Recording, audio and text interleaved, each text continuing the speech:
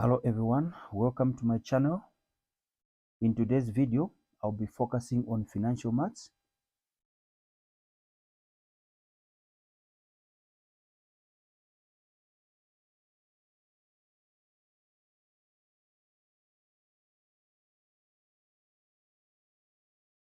And to be specific, I'll be dealing with annuities.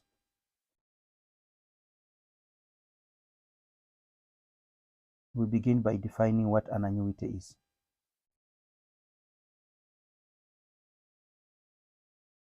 Definition. An annuity is a series of fixed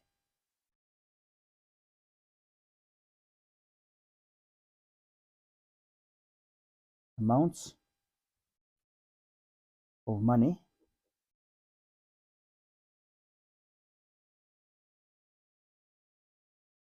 that are paid into a bank account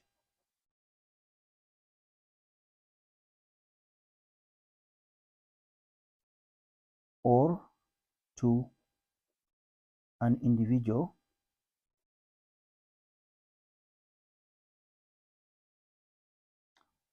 at regular time intervals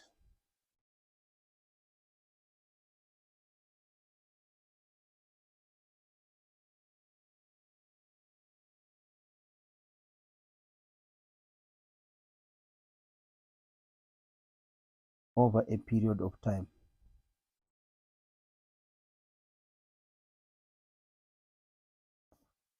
So we're defining an annuity as a series of fixed amounts of money that are paid into a bank account or to an individual at regular time intervals over a period of time.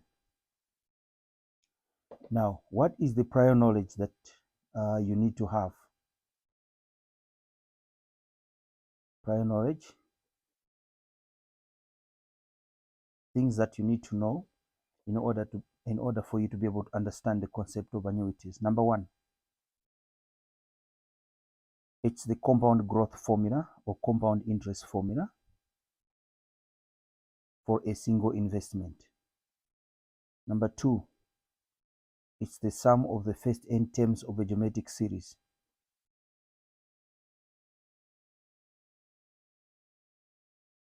Given by this formula, where r is not equal to 1. Number three, the formula connecting effective interest rate to nominal interest rate.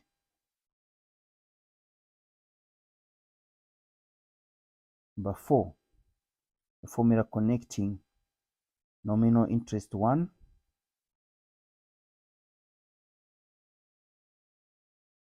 to nominal interest 2.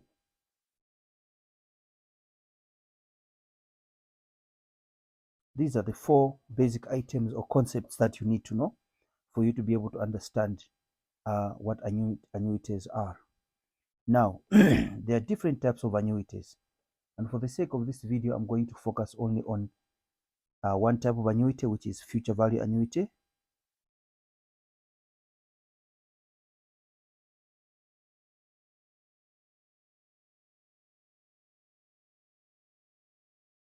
The symbol for future value annuity is capital F. And let's define it. What is a future value annuity? Definition.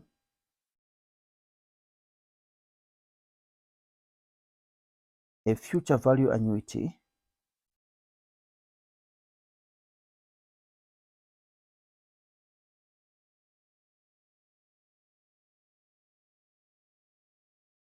is a series of fixed amounts of money that are paid into a bank account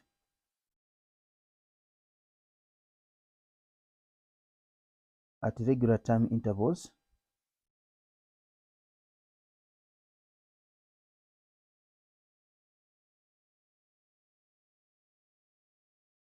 for future use.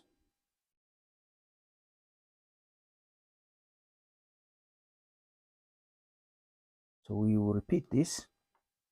I'm saying a future value annuity is a series of fixed amounts of money that are paid into a bank account at regular time intervals for future use. Now, I divide annuities, specifically this future value annuity, into three categories. I call them cases. I call them normal cases because there are no missed payments. So case one, let's look at case one.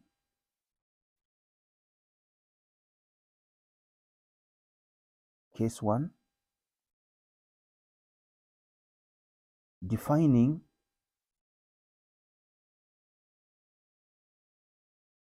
statement of case one is that payments are only made at the end of each compounding period.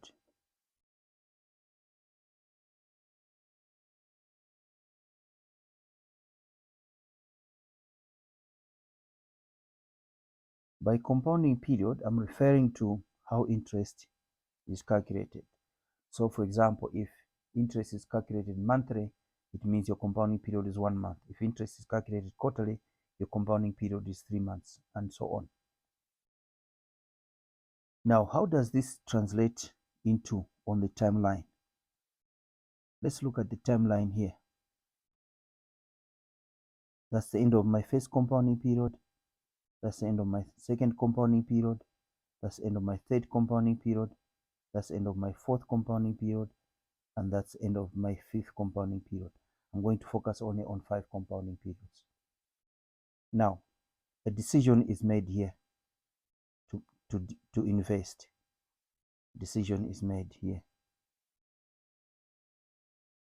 to invest, and that's at T naught. And at the end of the first compounding period, a fixed amount of money is paid. At the end of the second compounding period, another amount is made. At the end of the third compounding period, another amount is made. At the end of a fourth compounding period, payment is made, and indeed at the end of fifth compounding period, payment is made. Now, each one of these 5 deposits are considered or treated as single investment, and therefore we can use this formula here, which I spoke about, a compound interest or compound growth formula. Therefore, this one here will accrue interest over 1, 2, 3, 4 compounding periods. So if you take this as P into this formula here, it's going to be P open brackets 1 plus I to the power N, where N in this case is going to be 1, 2, 3, 4 for the first X. So 1 plus I power 4. This one will accrue interest only for X 1 plus I power 1, 2, 3. This one is going to accrue interest for 2 compounding periods, 1, 2, and this one will accrue interest for only 1 compounding period, or 1. And we know that this is the same as X 1 plus I, like so. And the last payment there will accrue no interest because it was made at the end of the our investment period. Now, in this case, I'm focusing only on 4 compounding periods. So, now we are interested in determining what the total amount is going to be, which I'm going to call capital F. How much will all these amounts, this one, that one, that one, and that one, and that one, sum up to? So in other words, what is the sum of all these? That should be my that should be the value of our investment in case 1. So we can say F therefore is equal to our first term starting from the end going towards the beginning there. Our first term is going to be X plus we have X open brackets 1 plus I. Our second amount, our third amount is going to be X 1 plus I power 2. That's our third amount. Our fourth amount is going to be this one here, X 1 plus I power 3. And indeed, our fifth amount is going to be X 1 plus I power 4. Now, if you look at this series here, you realize that it's a geometric series.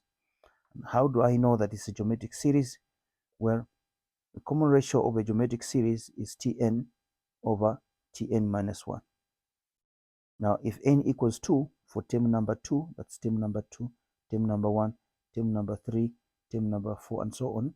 For term number 2, n equals 2, this will be T2 over T1 because 2 minus 1 is 1. And term number 2 is this term here, which we're going to take as X 1 plus I, and we divide it by X. Notice the X's cancel and you're left with 1 plus I. If you decide to say, no, I want to talk about term number 3 and term number 2, it will be term number 3 over term number 2. When n is 3, n minus 1 is 2. Term number 3 is this one here, X open brackets 1 plus I power 2. Term number 2 is X open brackets 1 plus I. Again, this expression here, if you check, this expression here simplifies to 1 plus I. So we can see that the ratio is constant.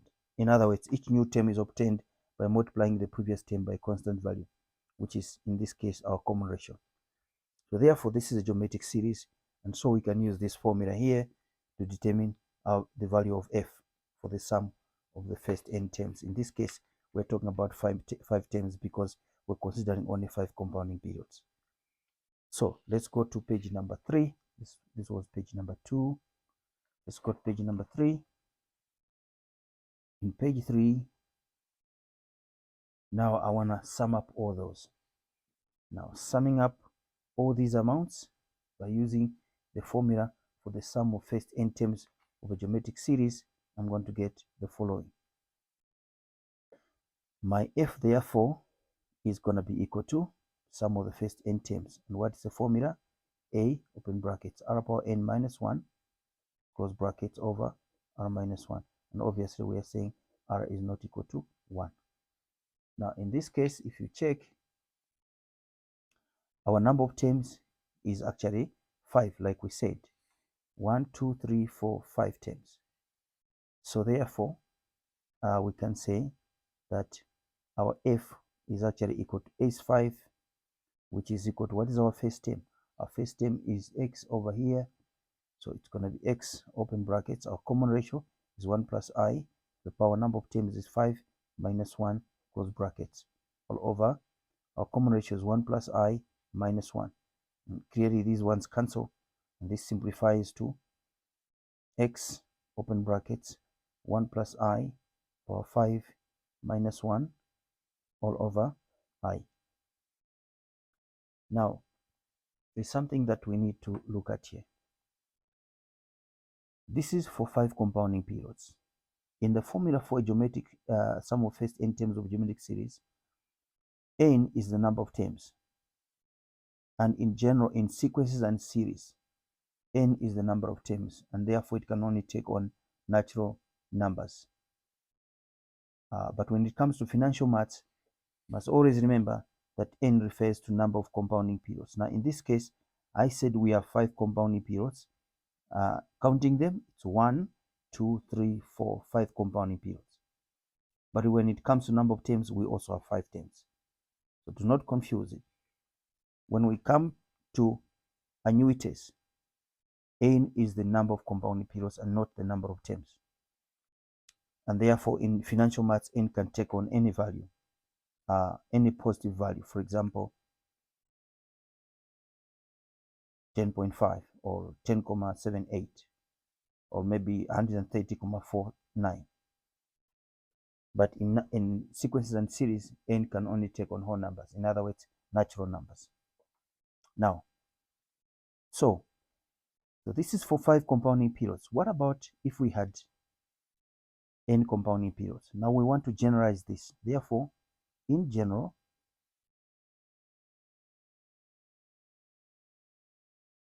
for n compounding periods,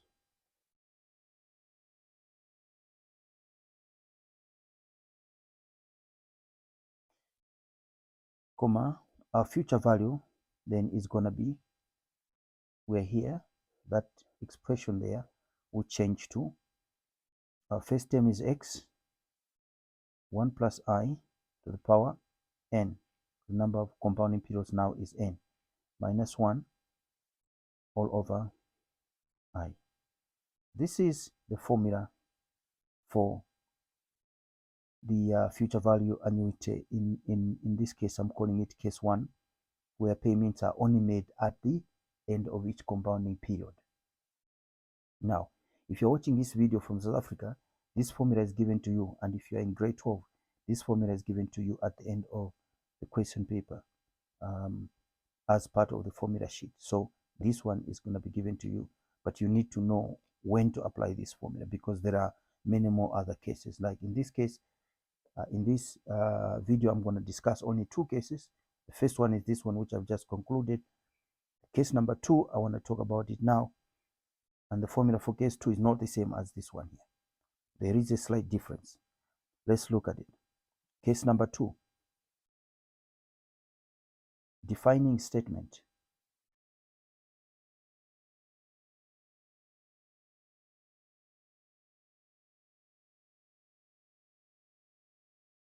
Remember, case number 1, we said the defining statement is payments are only made at the end of each compounding period. Now, in case 2, the defining statement is that payments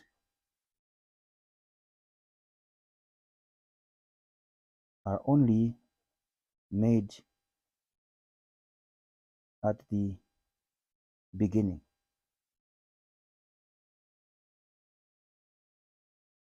of each compounding period.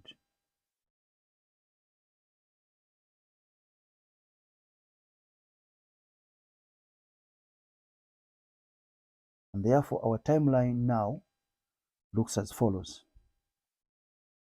First compounding period, second compounding period, third compounding period, fourth compounding period, fifth compounding period. I'm focusing only on 5 compounding periods. A decision is made at T0. At the same time, the payment is made, the first payment. At the end or at the beginning of the second compounding period, which is the end of first compounding period, payment is made. At the beginning of the third compounding period, which is the end of the second compounding period, payment is made. At the beginning of the fourth compounding period, which is the end of the third compounding period, payment is made. At the beginning of the fifth compounding period, which is the end of fourth compounding period, payment is made. And nothing is done, no payment is made at the end of fifth compounding period. So beginning of first compounding period, amount paid. Beginning of second compounding period, amount is paid. And so on, up until the beginning of the fifth compounding period, an amount is made. Payment is made only at the beginning of each compounding period. How many compounding periods are we dealing with here? 5 compounding periods. 1, 2, 3, 4, 5 compounding periods. Now, I pick 5 compounding periods and then I generalize.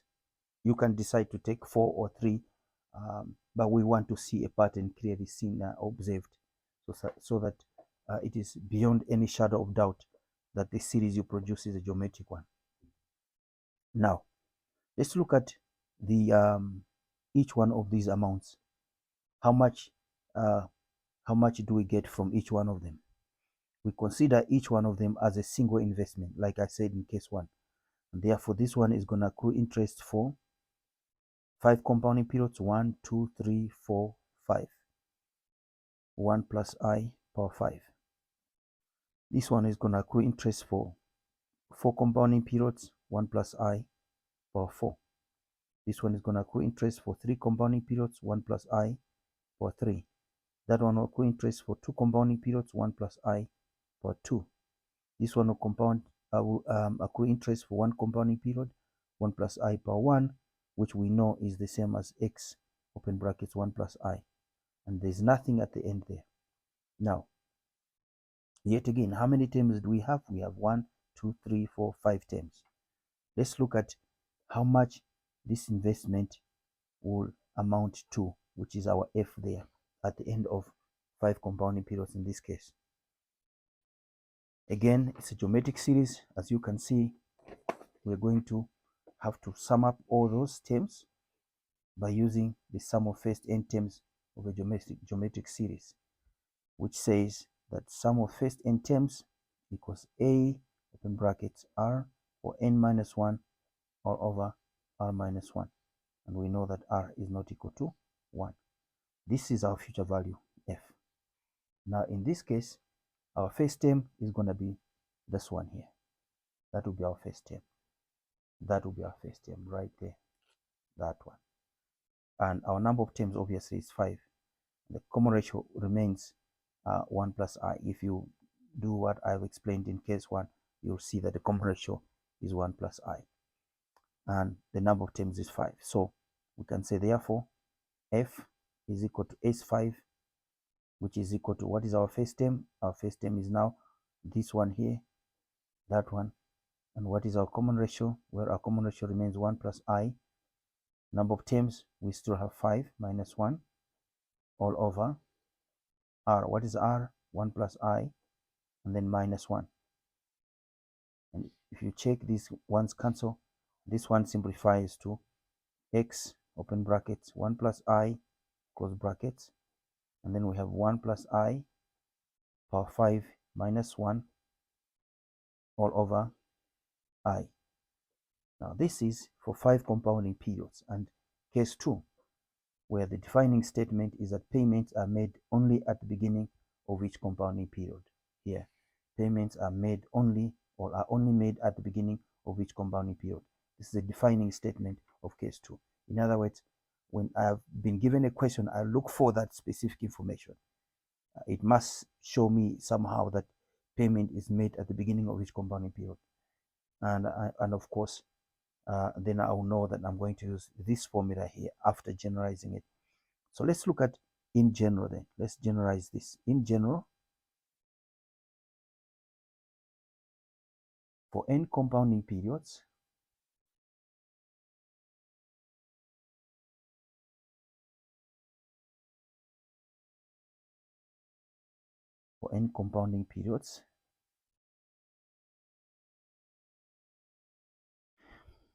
our future value then changes to x 1 plus I or n minus 1 all over I. Now, I said earlier on that case 1 formula differs from case 2 formula just a little bit. Now let's look at it. This is case 1. Notice something here.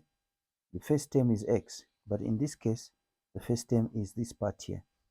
The first term is this part here, the whole of that part. And the only difference is this component there between case 1 and case 2. And this is critical because this formula will not be given to you in an exam if you're watching this video from South Africa. It's only going to be that one there. This will be given to you, but this one will not be given to you. So it's critical to understand. Read the question very carefully, and then check which formula you're supposed to use by determining which case it is. Would want to stop on this one. In my next video, I'm going to give examples. Firstly, I'm going to talk about case 3, and then I'm going to give examples which apply cases 1, 2, up to 3. So if you are new to this channel, please subscribe and share these videos. Give them a thumbs up. It will go a long way in building this channel so that I can continue bringing more content. And I'm hoping that these videos are making a difference. I'm getting positive feedback so far from some of my students and students of mathematics across the globe. So feel free to comment in the comment section below. Give me feedback and I will appreciate that. We'll see you in the next video. Thank you very much.